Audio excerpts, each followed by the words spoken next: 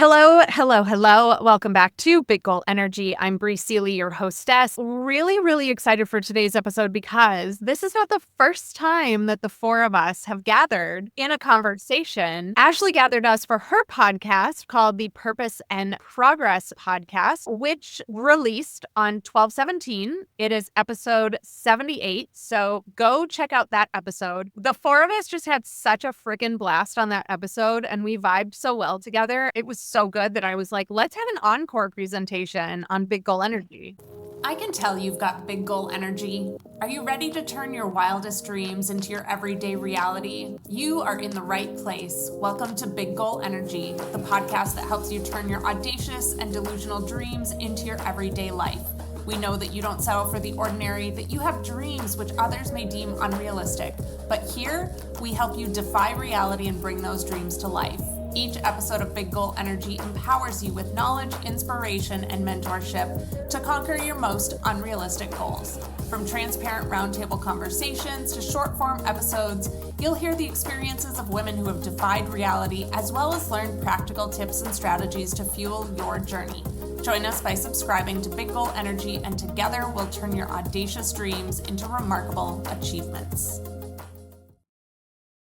I'm going to let each of these amazing ladies introduce themselves if you haven't yet listened to the other episode, and then we can dive right into more talk about pricing to help each of the listeners with their pricing. Ashlee, why don't you kick us off? Yes, thank you. So I am Ashlee Sang, the person behind Ashlee Sang Consulting, and using everything from high-touch consulting to DIY conscious marketing templates. I guide multi-passionate, overthinking business owners through their values-aligned brand messaging and decision-making so that they can connect with the real people who need and want exactly what they have. Awesome. Thank you. Frenchie, why don't you go next? Cool. Hi, I am Frenchie Ferenczi. I am a business strategist and advisor. I work mostly with creatives, industry experts, and thought leaders who are looking to grow their revenue and, more importantly, kind of make sure that their business fits into their life and feel like they're in control of the results and the growth that they're achieving. I focus a lot on kind of building out the strategy and then also being like a real nudge into making sure people take action against their strategy, that they're actually doing the work that gets them where they want to go. Love. Melissa. Hi, Melissa Mittelstaedt, also known as Melissa Mitt, just because my last name is a disaster to spell. I am a small business financial consultant, and I walk alongside purpose-driven entrepreneurs in getting comfortable with their money, both in their business and their personal lives. Love it. And I'm Bree Seeley, the entrepreneur coach. I work with ambitious high achievers to defy reality and bring their most audacious, quote unquote, unrealistic goals to life in their businesses. I wanted to kick today off and kind of rewind the tape a little bit for all of us, because while we are here today talking about pricing and how to do pricing and all of those things, we all were where the listeners are in terms of underpricing, undervaluing. Pretty much every single woman I work with, the first thing we do is raise her prices. I want to go back to kind of how each of you approached pricing when you got into entrepreneurship, if you can remember it, and then want to dive into what changed for you and how you began embracing the value you provide and changing that pricing. Anyone feel inspired to kick us off with their story of years past? I'll start. So my very first dip into being a small business owner was way back in my sign language interpreting years. I graduated school 2008 and I get into the market as a freelance interpreter. And the very first conversation that's had with me is, we didn't get into this for the money. And I think I'm still working on scrubbing that from my brain. It was like, okay, just like the cheapest price there is then. There was no thought put into my livelihood, my future, what it's doing to the industry as a whole, because I think that's important to think about too. When we set our prices, we have an impact on the entire industry that we represent. There could not have been less thought put into what I did when I was pricing. Now, fast forward to, I'm a small business financial consultant, money coach, and I see things very differently. However, those mindsets that we've got still play a huge role in how we're pricing ourselves today. So true. Yeah. I have kind of an interesting point of view on how I started pricing because I've seen this in my clients, right? A lot of people starting really low. And I think I started relatively low, but I think by a lot of people's standards, I didn't. And what I realized after like 12 months that being a New Yorker where the cost of living is so high, my perception around pricing and what's normal is completely skewed. In some ways, it was a blessing that I was like, well, okay, I think my first offer was a 1-month strategy package for like $1,500, something like that. That was my first one-on-one offer. And while I would now charge more than that because I realized that there's actually more value in how I structure that and all that sort of thing, at the time, I still was like, well, wait a minute. These numbers have to kind of work. And you can't even pay rent in New York for $1,500 a month. My perception of the expendable income was different. But then when I started working with people who were all over the country who just had really different relationships to what the cost of things is or should be, I was like, oh boy, this is a real problem. And so the thing that I became obsessed with, which I had done for myself, but that others hadn't necessarily done, was actually building out the revenue roadmap. Let's calculate how many of these do you need to sell at a given time to get to a livable income or at least livable top line revenue where you can also take a salary. So it was kind of an interesting thing in terms of me not necessarily having so much weirdness around it, but then realizing that I had to build empathy with people who did have that initial anxiety of like, well, can't charge more than $32 to start because that's all people will give me, and really understanding how to help them shift that too. Yeah, on my end, similar and opposite from Melissa in a lot of ways. For the mindset part, I come from the nonprofit sector. So the do good and like, we're just happy to be here and we can survive on pennies sort of thing, which is a huge reason I actually got into social entrepreneurship and for-profit business is because I think it's so messed up that people who work in the nonprofit sector often need the same services as the beneficiaries of people in the nonprofit sector simply because donors don't want quote unquote overhead. It's a huge issue across domestic nonprofits and international development. I was coming in with that money mindset. And then Melissa said, oh, well, I just sort of didn't think about it at all. I overthought it, which is my people. We are the overthinkers. And I had a spreadsheet. I had the like, all right, well, I've been freelancing on the side at this number of hours and at this rate. So how many hours am I going to have to, piece together to make this baseline salary? Oh, but wait, there's no vacation anymore. There's no like water cooler chat. I was crunching all the numbers and still closing my eyes and sort of pointing arbitrarily. I would say my entire pricing journey has been externally validated for better or worse. I think that's even how our panel came together is I like randomly put out a poll to my audience. What do you think about this pricing? I saw this feed and the numbers were everywhere from I do free calls to I charge, I don't know, $1,000 for an hour. And that's just so fascinating to me. I always, especially in the beginning, was so thankful when a scope of work came with a price. I didn't have to choose. I have obviously since set my prices and I have perpetually gotten the feedback of, oh, this could be a lot more, or even this should be a lot more. And I'm even currently in the process of reimagining what was my bread and butter offering. And I raised that price at the beginning of this year. And I think I'm going to reimagine the structure of it, the delivery of it, and the price of it for this new year because, yeah, these things are constantly in motion and we are constantly figuring out our financial needs and our money mindset and where our clients are and what their budgets can afford and what they need from us. Mine has been a constant evolution with a lot of external gut checking as part of the process. Bree, do you mind if I add something to that quickly? Okay. So when Ashlee, you were just talking about kind of the budgets of the people that we serve. And a lot of folks that I talk with, if we get a price objection, and I put that in air quotes, when we get a price objection, the immediate response is, well, I'll give you a discount or I'll lower it, or what can that look like to fit inside of your budget? Which to reframe that is to say, well, what could I offer them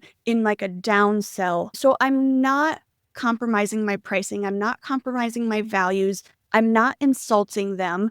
This is a way to, instead of taking a price objection, which I would like to just terminate that phrase altogether because oftentimes we hear people say, well, what are you going to say to that pricing objection? And then we try to convince somebody that our price is appropriate. Like that ties us into pretzels and knots that we don't even need to be putting ourselves in, but instead reframing that and how can we downsell to meet people's needs, but also keep our own integrity and structure to our business. Yeah. Or even, free content, right? We have podcasts that are free to the world. We have newsletters that are free to the world. We have social content. So yeah, I say externally validated, but also at the same time, I do think it's important to really own, all right, this is my price now. This is what it is. And for the people who can afford it. And it will not be perfect for everyone. Some people will want you to charge way, way, way more because they won't commit to $3,000. And some people, $3,000 will blow their budget out of the water. They simply cannot afford you, right? It's all so arbitrary. And that's what I think makes it so difficult is like we have our own money mindset. We have our client money mindset. We have their needs. We have our needs. So it's just a little puzzle that we all are constantly trying to piece together for our perfect fit people in our perfect fit phase that is constantly in motion. So my journey with pricing started with I had my own fashion label, right? When you're in a product-based business, there's generally a very clear formula for cost of goods, cost of labor, upsell, profit margin, right? Like wholesale cost, retail cost. I came into this with like this very clear, it's just math. But when you get into a service-based business, then it's like, well, it's not just math because I don't have cost of supplies. And yes, I kind of have cost of labor, which is my time and energy, but also it gets so much messier. And then I think we talked about this on your podcast, Ashlee.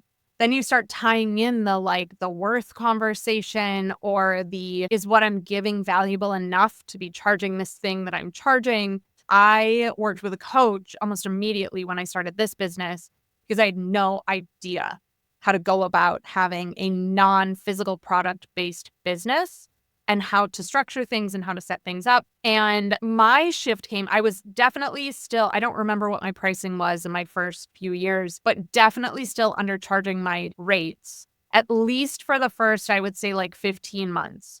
And then I had a call with a colleague. It was about a year and a half into my business. And he said, your rates are way too low.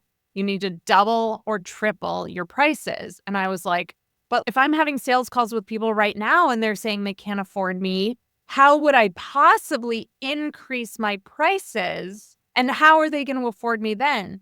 I literally raised my prices and within 48 hours, I closed 2 brand new private clients, just so easily. And it is interesting. I do this can't afford it conversation that we're having. I'm also curious how you guys have just managed increasing your prices and having those conversations with other people and feeling strong in the pricing that you have identified for yourself. I think in terms of the objection conversation, right, the pricing objection conversation is really interesting because what it does is that it turns us against ourselves rather than opening up curiosity. And I think that the way that it's coached is often you're not convincing them enough. And it's like, no, there are 2 autonomous humans in this conversation and I get to make an offer. That person gets to make a decision and I can share why I think it's the right decision for them, right? And I can communicate the value. But at a certain point in time, I don't want to necessarily work with the person who I've really convinced to work with me.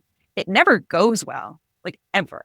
So I think that that's just one really key piece. In terms of increasing prices over time, I think a big piece of it was what number am I going to be able to say and sit silently after without being like, oh my God, oh my God, oh my God, oh my God, where the client feels that energy. And it's kind of one interesting piece. I think the second piece, and I know I already mentioned this, but I will never shut up about it, is that I'm always calculating the impact of it. To your point about product businesses having a very clear formula, service businesses need to have a clear-ish formula to how they're pricing. I always use a revenue roadmap just to understand if I increase my prices on this offer, what does the net impact of that look like? And how does that then help me inform where I spend my time and energy and how many clients I can take on, how much time I have to spend on my own business and all that sort of thing. But I have had moments where I've gotten nervous about increasing prices, of course, because we all get pricing objections on the call. The thing that I think about with those objections is also, if someone were to say to me, okay, my program costs $1 million, there is a 100% guarantee that you will start generating $5 million. Yeah, for sure. And so I think that sometimes what we don't realize is that when people have doubts about pricing, there's a doubt about their ability sometimes or their capacity to actually get a return on that investment. However, they're going to calculate that. The experience on both ends is really similar because that's how the client feel. And if I'm increasing my prices, my fear is that I'm going to say a number and people might say no. Understanding that the playing field is actually really level, that both of us have fears and anxiety going into the conversation actually has helped me feel much more confident in sales conversations. Yeah, as the resident messaging person, I am a huge fan of not convincing anyone of anything. They should be so eager to work with you. They should want to click the buy now, or they should be on the sales call already convinced that you're the perfect fit for them. I know that anytime I've made a sale in recent history, it's been so easy. And I'm like, what? Why is it easy? I thought this, sales is supposed to be hard, right? And it's not. If you are doing attraction marketing, if you are doing values first visibility, if you are showing up consistently in, again, podcasts, your own or guesting, social media, speaking in person, however it is that you're getting visible and getting those, quote unquote leads, if you want to use the sales marketing terms, the real people who need what you have, then it should be a really quick gut check personality fit. And posting your prices on your website can be a really great gatekeeper for that. That way you don't even have to get on the call, throw out a number and shell shock them. Or if you don't want to list your prices for whatever reason, then I think your overarching vibe will sort of indicate the level that you operate at. Some of our brands are just more luxe than others. And so generally our pricing abides by that too. I think that idea of not convincing anyone of anything just feels better all around. So doing the legwork way ahead of the actual sale, it makes the entire process so much smoother. I second what you said about either the messaging, the branding, the visuals, whatever of a business. I redid my photos in my business this year and launched a new website with it. And I had so many people be like, oh my gosh, your photos just scream expensive. Everyone was like, you just look so luxurious and those kinds of things. And I'm not one that put prices on my website, but there are ways that we can communicate. And by all means, I have had very similar feedback to you, Ashlee, in that I'll tell my prices and a good handful of people think it's expensive and a good handful of people are like, you could charge way more than this. So again, very similarly to what Frenchie was saying at the beginning, it's also relative.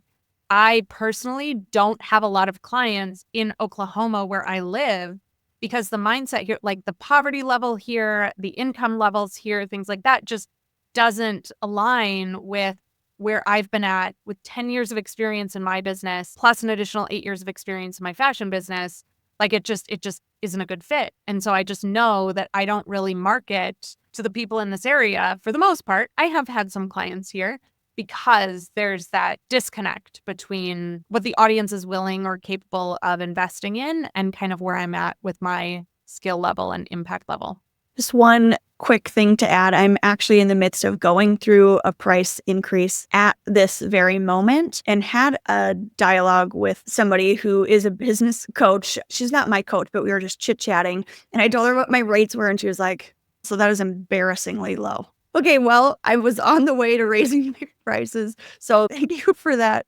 Thank you for that feedback. But originally, I was thinking through, okay, the people that I serve currently, what kind of impact is that going to have on them? And to say that that hasn't weighed on my decision would be false. And I don't know if that is part of my limiting beliefs or kind of what is all playing in that. But the one good thing is I talk about money all day, every day. So for a number to come out of my mouth typically is not hard. I could say, hey, my services are 500. I could say, hey, my services are 1,000. The getting it out of my mouth piece is not the hard part, but really trying to understand the market and what I need to make happen in my life and my business. That's where I'm at the moment. I think a huge part of that is we're all very caring and empathetic people. I give so many fucks about my clients. It's not even funny. Even past clients. I'm hosting a workshop tomorrow for my past clients just because. Not charging, nothing, just inviting them for an hour and a half to come hang out with me and do some things. I care so much about my clients that I would be shocked if any of the four of us on this call did not consider the impact that a price raise would have on one of our clients. And also, at some point, all of us have been in those shoes as well. We know what it's like. We are caring, empathetic humans. We're not the kind of business owners that are like, fuck you guys, I'm going to do what I want, and I don't care how you feel about it, because that's just not who we are. Are you an entrepreneur with a bigger vision for your business, but no clear path to build it? You need strategy, accountability, and community to transform the business you have into the entrepreneurial legacy you dream of. No more overworking for mediocre results. No more confusion about achieving your massive dreams. No more doubting your audacious goals. The Foundry is your opportunity to say yes to the big goals within you and build them with ease and alignment. Apply now to become one of just 10 entrepreneurs in this exclusive mastermind. Visit breeseely.com/mastermind and don't wait. Your legacy starts today. The thing that's also coming up for me as we're talking about this is like the inverse of this for anybody listening, right? Because I think there's another side and sometimes like dark or shadow side to the pricing conversation, which is like the willy-nilly high ticket coaching, just charge $50,000. It's fine. You should be able to sell it. Just fix your money mindset and get there. I do think that while there is not a clear market price for services like those that we offer, there are market boundaries or constraints. And so I know somebody who does press and PR for business owners, and they launched a program that I was shocked by the price of, right? And they were asking me for referrals. I think it was almost $50,000. And they asked for referrals for like 6 months. And then my shock wasn't the number, but it was a group program. And I was like, well, at that price, I would just hire someone to do my PR for me. And so I think that what we have to just be smart about with the pricing, and if you're listening and you're thinking about, okay, increase prices, that's the way to go. Everyone here is talking about increasing their prices, is the objections, the real objections that you can't overcome, that you can't necessarily navigate, are going to come from external circumstances, like somebody actually evaluating, wait, if I spend this here, or let's just use this PR example, if I buy this PR program that's a group program and I still have to do my own pitching, but I could actually hire somebody to do this for me for that same amount of money, why would I not hire someone to do it? And so the sweet spot of the pricing is, I think, really that moment where it's like, this is so valuable that only this person can deliver to me and I really want it. But to also not necessarily get caught up in the very sexy trap of, if you charge $50,000, you only need 3 clients this year to make $150K. And it's like, it's not so easy to find 3 people who are going to spend $50K on you for all sorts of reasons. So you have to make sure that you're also clear on who your audience is and what their other choices and options are.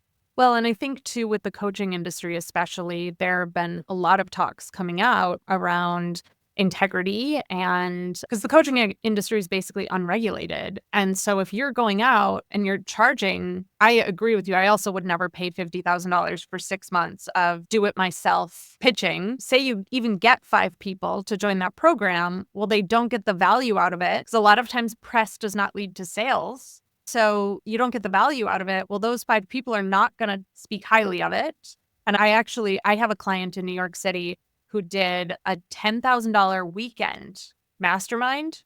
And she said it was absolute shit.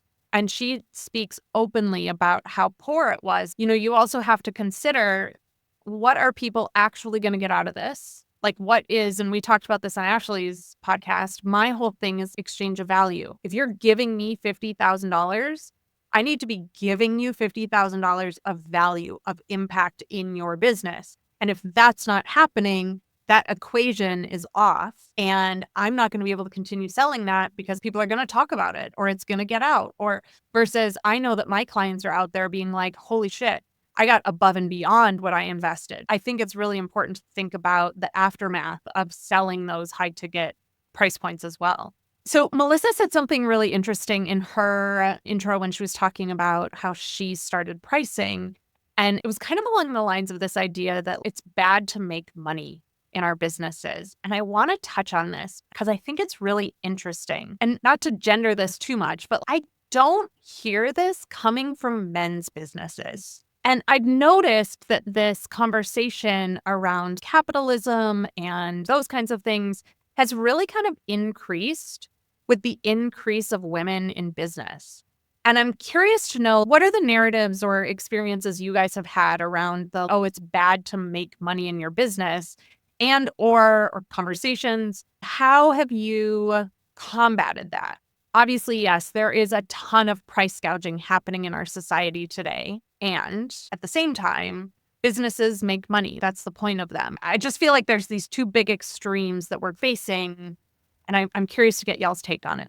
Yeah, for me, it's come down to realizing that money makes the world go round. We need money. We have to have money. We have to spend money. And so the more money that good people in good businesses doing good work can make, the more they can then invest in themselves, in their families, in their communities, in the causes they care about.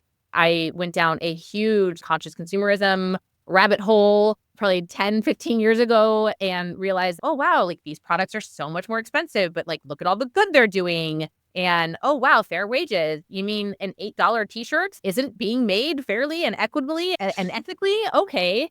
I think opening our eyes to money is not inherently good or bad. No company necessarily is inherently good or bad. I mean, we all have our opinions of like the big boys, but alas, really, like when it comes down to people like us speaking here and listening to this podcast, the more money we can make, the more good we can do with it. And I think that is such a powerful thing to claim.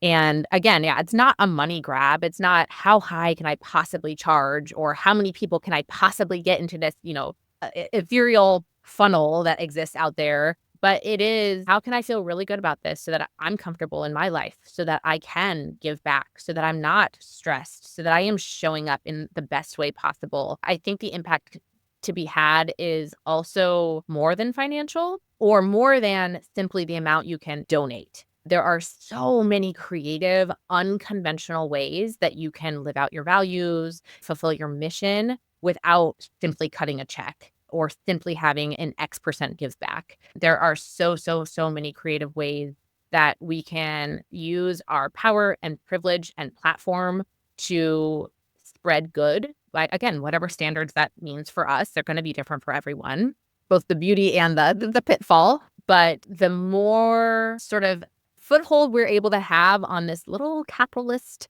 game that we're all part of, the more we're able to pull those strings and tip those scales in the direction of things that we care about, which I think is really permission giving and allows more women, more marginalized people in general to make their mark and carve out their corner of the internet and the market and really have an impact that matters and leave a legacy that will carry on in whatever systems we are part of.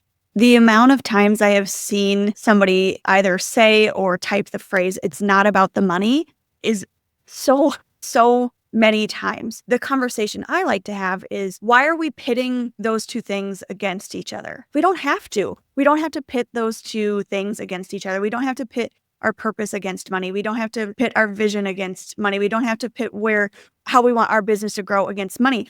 And I was just actually looking at a report, the Giving Report from 2020, and it looked at the donors from the US, 67% women, 32% were men. The statistics are quite clear that when more money gets in the hands of women, we are having a greater impact on society. And I think I was naive prior to the election that people will just see the light and things will start changing. That is not true. That is clearly not true. We have to be that change. We have to show what that looks like. And money is power here. So we have got to stand up to say, I want a piece of that. I want to be part of that change. I want to be part of that movement. And it's not going to happen by being shy about it. I was prepping for Success Becomes Me this year and talking to all sorts of people about it. And I talked to this one woman and I was like, it's a women's wealth conference. And she goes, oh, wealth, it's just not really my conversation.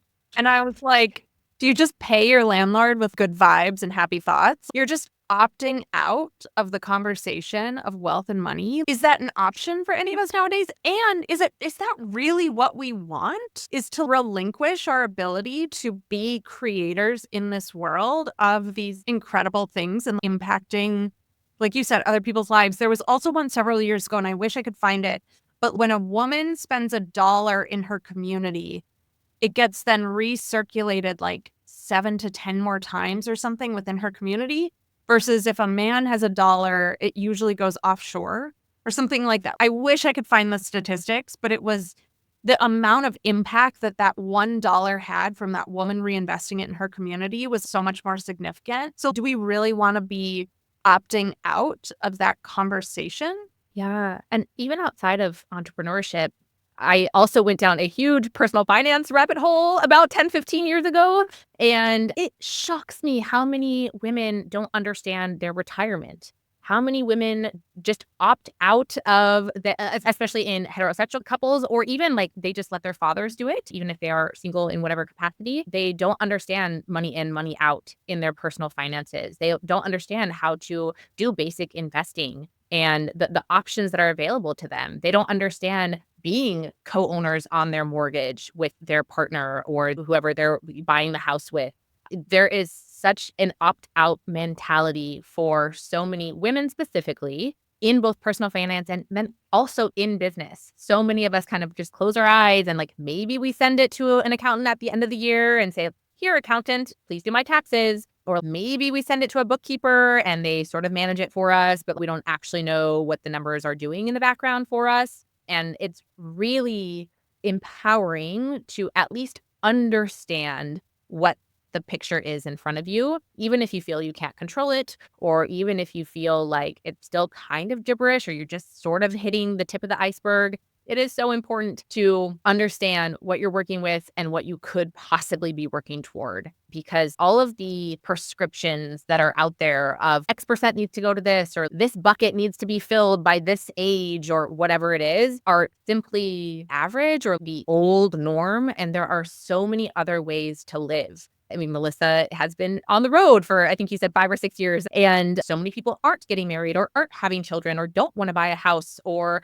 want to live abroad for X number of years. The options of what is available to a fulfilled and happy life are infinite. And I think so many of us didn't even realize that was an option, especially growing up. This whole conversation is just so interesting to me because I think that there's issues on both the selling and consuming side. Because I also think that sometimes on the consumer side, there's undervaluing a lot of the soft skill services, right? I feel especially in the wellness space, those spaces are often dominated by more women. And then the consumers are like, why should I spend so much on acupuncture? And it's like, well, it took me all these years to learn how to do acupuncture, whatever it might be. And so I think that there's also an interesting undervaluing of skills, education, experience that the consumers are then creating some of that insecurity within the sellers too, because it's like, if you cared so much about helping people, wouldn't you just help people? Well, no. I mean, sure, maybe my family or like a good friend here and there. But at the end of the day, if I'm going to spend all my time on it, I want to be compensated for it because I love what I do. But if it didn't generate any income for me, I wouldn't do it. I wouldn't do it for free all day. And I know everyone's like, if you would do it for free, that's going to unlock happiness. I'm like, no, I'd be pissed off. I wouldn't feel valued and I wouldn't feel like I was adding value to the world and to my family. But I think that sometimes gets kind of misconstrued and is a missing part of the conversation. I do think it does fall into some of those gender norms in part because of who is doing which kind of work and where. It was really interesting. When I was working at the Wing, our mission was like the advancement of women through community. And we would have members who, for whatever reason, couldn't pay their membership dues. Fine. Like that happens. We would cancel their membership. We were very flexible around membership terms if it was financial hardship or anything like that. But there would be people who would be like, well, you're supposed to be supporting women. And if you were supporting women, you would just let me keep a membership for free or that sort of thing. And we're like, no, this is still a business and this is a women-run business. So by your random logic, we should be giving it away for free, but you shouldn't be giving us money and we should feel sorry for you, but you shouldn't be empowering us to actually build a thriving women-led business. I don't get that. And so I think it's also just important for ourselves to always have those moments of reflection of where are we sometimes perpetrating some of these norms that we might not even realize, perpetuating, not perpetrating, maybe both actually, that we don't even realize that we are really buying into and helping to integrate more deeply into the social fabric. It is true that I've worked with a lot of startup entrepreneurs, like entrepreneurs in the past, and it is so many of the either spiritual based entrepreneurs or those, like you said, those holistic kind of service based entrepreneurs, things like that, that really, really, really struggle with pricing their services appropriately. Maybe it just is that they're women dominated fields, or I don't know, but I have seen a lot. I've had to really stretch a lot of clients in those industries, Reiki, the healing arts, things like that, to consider themselves in the pricing conversation. Like we were talking about, what do I need to thrive?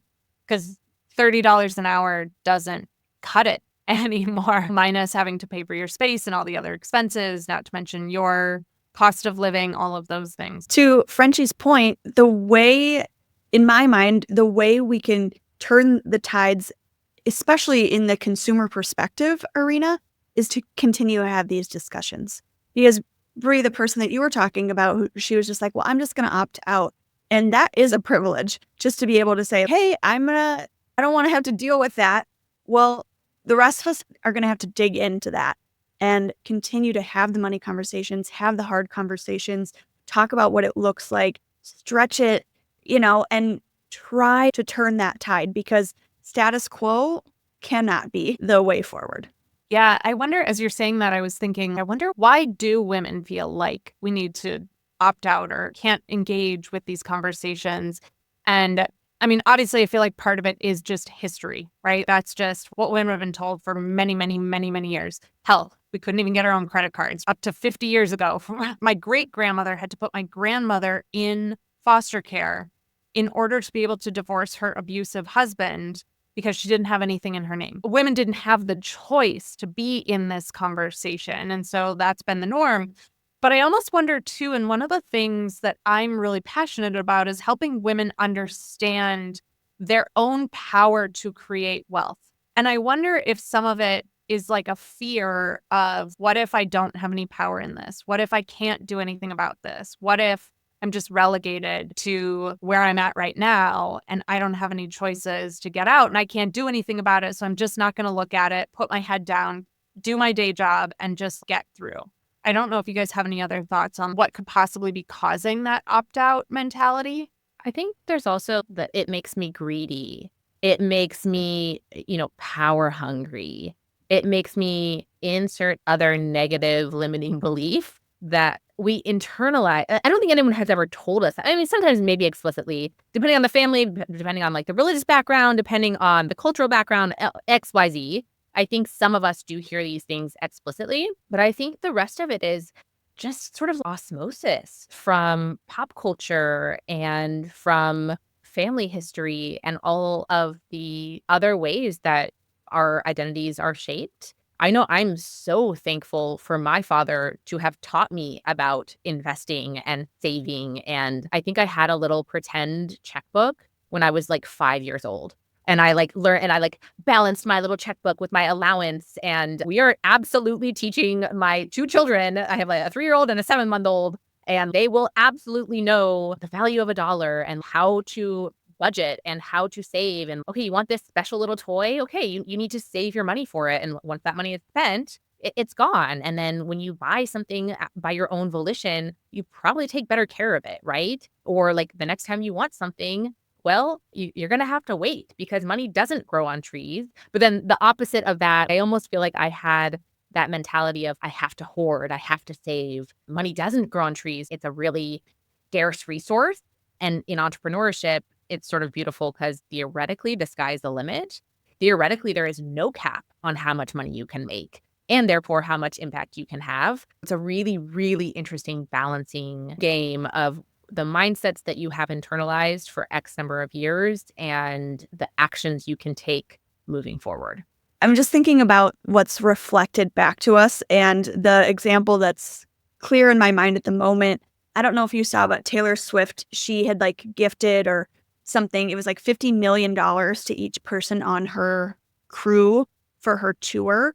And people were like, oh, that's not enough. Like, she didn't do enough. And then when it comes to Elon Musk, who kind of like facetiously said, he had said something about like, well, what could I do to solve world hunger, right? Like, as a billionaire, what could I do to solve world hunger? Somebody handed him a roadmap and he was just kind of like, nah.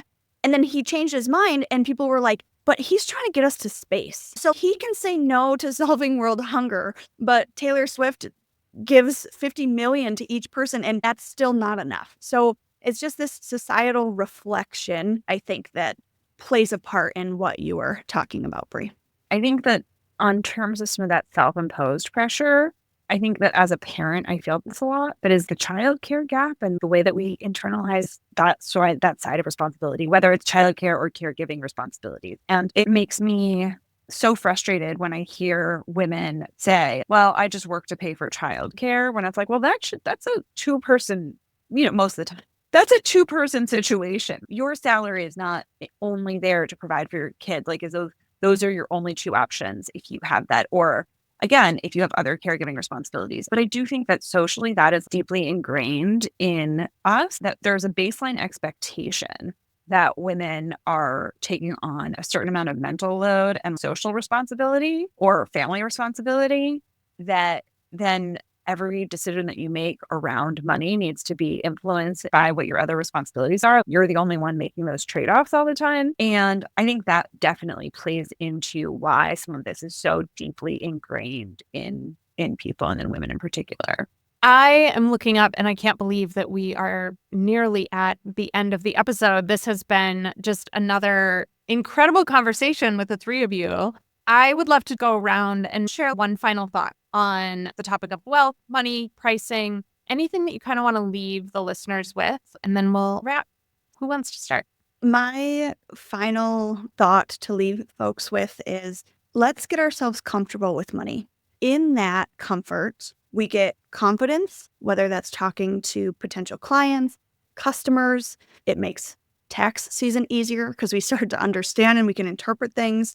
And it takes money, instead of it being this like nebulous thing, then it becomes a tool and a resource for us to utilize. So whatever that first step is in that getting comfortable with money, whether that's something as little as like, hey, I'm going to check my bank account every once in a while and I'm going to do some breathing techniques beforehand so it doesn't stress me out.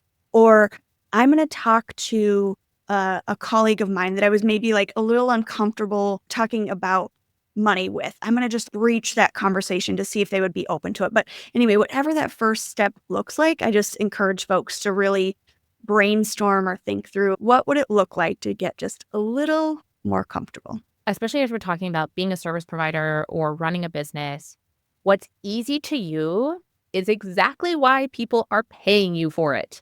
And that is why we have to price for our people and for our needs, like finding that perfect balance, harmony, dance, however you want to view it, what people want to pay, what people need to pay to be able to get the results that you are able to pull out from them. And then also what your actual financial needs are, but not based on how much you would pay for what it is you're offering. Because obviously it's easy for you, although maybe not even so obviously, like that whole cobbler shoes situation of, you're a coach, but you still need a coach. I'm a messaging person, a values alignment decision person, and I still need that external processing, right? I'm still not always confident in my positioning and the way I communicate exactly what I do. So taking the perceived value for you and your brain and your business out of the equation as you're thinking about what other people should be paying you. And then just remembering that there's more to the money story. Injecting your values into that pricing, into what you do with the money once you have it is so important. And I think the more you can talk about it, to Melissa's point, the better. The more you can say, hey, 1% of this is going to 1% for the planet. Hey, I made X number of dollars in my business this year and I invested X number of dollars for my personal development. And that's going to make me a better provider for you and for my family, etc. Yeah, I think opening up that money story for yourself and for the people in your orbit is so powerful. Yeah. This didn't necessarily come up in our conversation, but I would say my parting thought is that I do really believe that the ultimate superpower, particularly for women, is to learn how to generate your own revenue. Whether you want to be a full-time business owner or not, I just think that if you're listening to this and you don't necessarily have an independent revenue stream, start thinking about how you can build one. And I think to Ashlee's point, look at the things that are really easy for you that might be really valuable to others, because it is always going to be helpful to have that skill in your back pocket. That was so good. And I think my last thought is to question everything. A reminder that just because you think a thought doesn't make it true. And just because you've lived by a certain narrative in the past doesn't mean it's still the best narrative for you.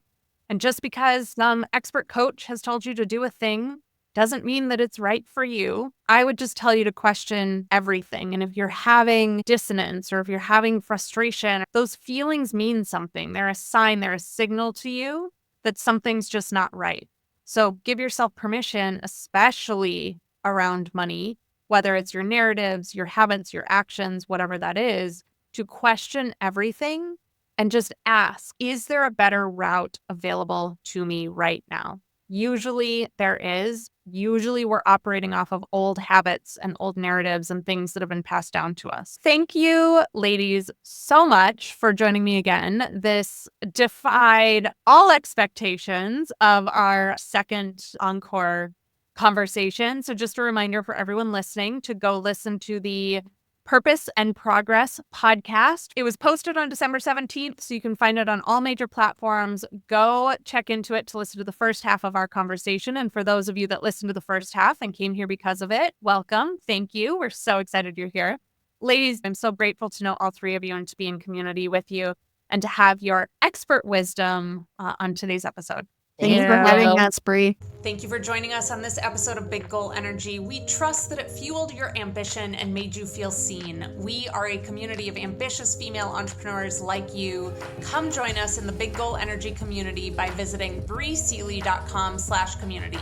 In the meantime, send your questions for us to cover in the episodes to info@breeseely.com. Together, we'll turn your audacious dreams into remarkable achievements. Cheers to defying reality. See you on the next episode.